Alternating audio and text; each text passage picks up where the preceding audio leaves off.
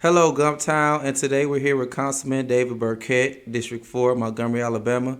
How you doing, Councilman? Hey, I'm doing just fine. How's it going? It's going good. Thanks for being with us today. Thanks a Now, lot for being here.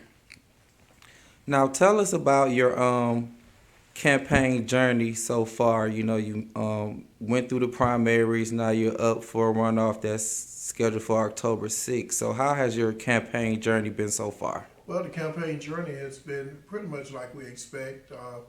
We pretty much expect to have a lead, an overwhelming lead, but we fell victim to the state criteria and what the state deem as and mandate Mm-hmm. as a rule that you have to abide by, and that is 50 plus one.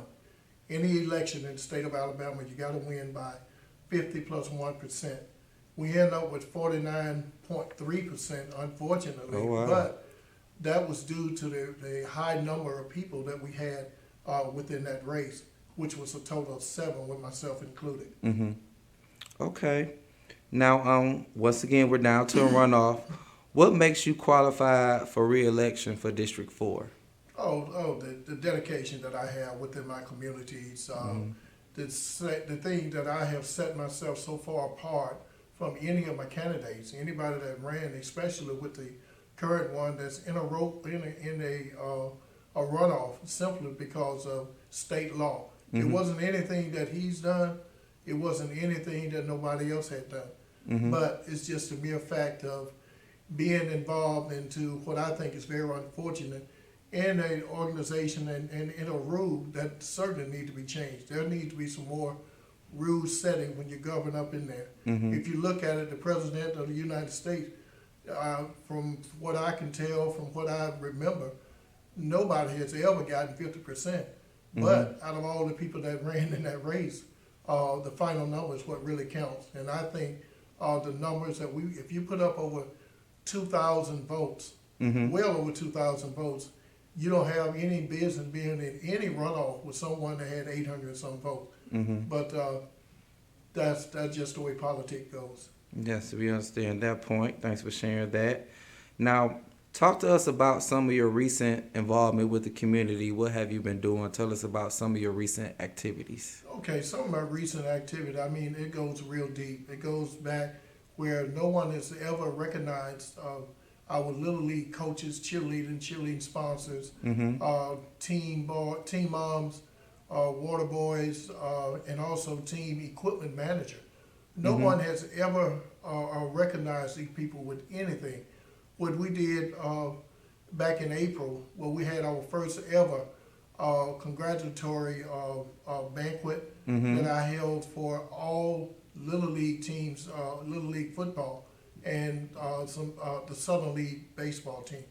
What we had was incredible. We had over nearly 300 people to come out to recognize. It was given a certificate of recognition by myself and Mayor Strange. Uh, Oh, that's what, good. what people just don't understand is that these people have more influence than some people have in their kids at home. Mm-hmm. I look back now at my Little League coach with much respect, but these people that had not been recognized by that, and I just thought that it was just time and high fitting, Mm-hmm. for these people to be recognized for the work that they've done when they actually have your kids' best interests at heart, and they also have the kids doing the things that they normally wouldn't do, should a parent tell them to do.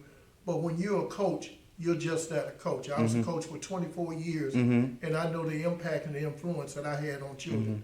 And you use this tool as to a discipline, motivation for the children to be better citizens when they grow up. That's good. That's good. Now, earlier you was talking about the numbers of the voters and the amount of votes that you got and everything. How do you feel about the total voter turnout back in August? Well, uh, the voter turnout was pretty much higher than usual. Mm-hmm. But I would say that it could be a whole lot better because you got nearly 10,000 registered voters. Mm-hmm.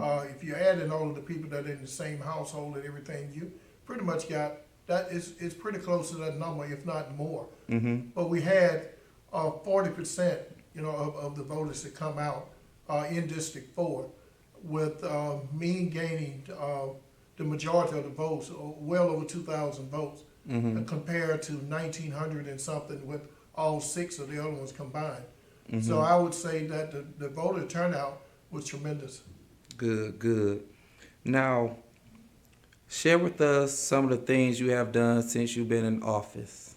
Well, when I first got into office, there was what they call out there in deep West Montgomery, out there, the Hunter Station area, Old Selma Road area, and you have the Old Hamer Road area out there.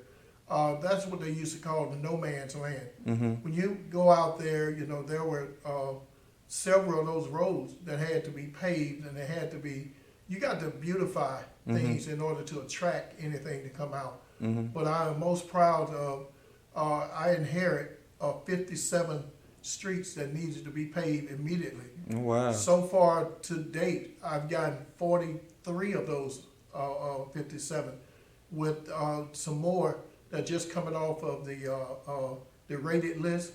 You put more emphasis on the infrastructure. You put more emphasis on street paving when it comes down to making certain that you are in compliance with what you promise the people.